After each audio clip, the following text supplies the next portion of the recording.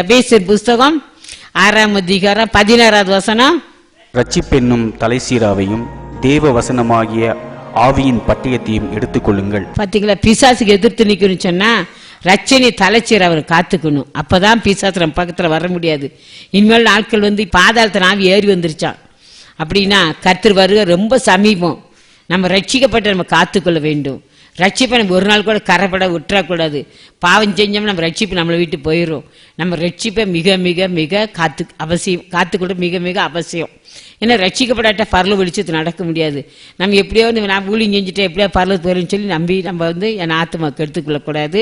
ரட்சிக்கப்பட்டவங்களாம் பரலோக வெளிச்சத்தில் நடப்பார்கள்னு சொல்லி வேதத்தில் வாசிக்கிறோம்.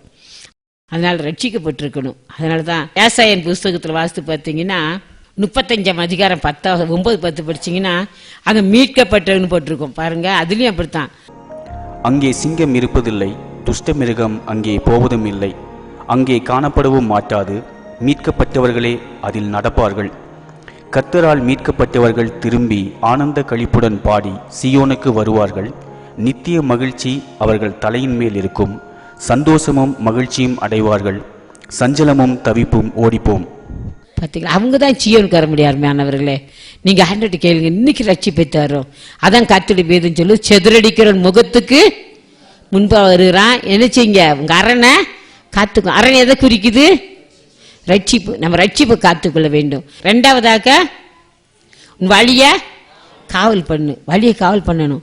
நம்ம எப்படி வேணாலும் நடக்கலாம்னு நடக்க முடியாது. என் காலு நான் என்ன வேணாலும் செய்வேன், எப்படி வேணாலும் நடக்கணும்னு சொல்லி உலகத்தில் நம்ம நடக்கிறதுக்கு நமக்கு அதிகாரம் கிடையாது. ஏன்னா நம்மளை உருவாக்கணும் மேலான ஒருத்தர் இருக்கிறாரு.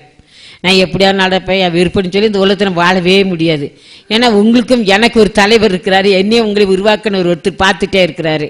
அதான் சொல்ற முதல்ல அரணை காத்துக்கொள். 2வது என்ன செய்யுமா, வழிய காத்துக்கொள். எப்படியா நடப்பேன் நான், ஏன் இஷ்டம், என் காலு என் வழி எப்படியா நடக்க நமக்கு ஒருத்தருக்குமே முடியாது.